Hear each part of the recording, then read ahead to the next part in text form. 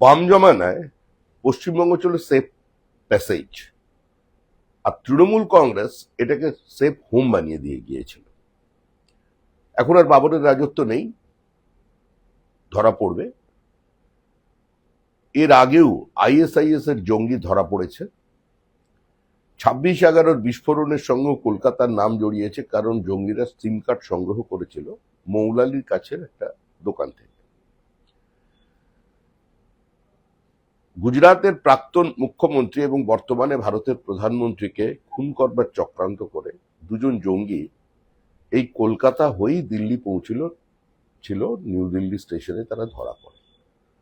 আমরা দীর্ঘদিন ধরে দলের পক্ষ থেকে বলে এসেছি যে পশ্চিমবঙ্গে র্যাডিকালাইজেশন বাড়ছে এবং বাংলাদেশ সীমান্ত, সেখানে রাজনৈতিক ঐক্যমত্য না হওয়ার কারণে এবং কিছুটা সচেতনতার কারণে ব্লক ভোট তৈরি করতে গিয়ে আমরা এই সমূহ বিপদকে ডেকে আনছি।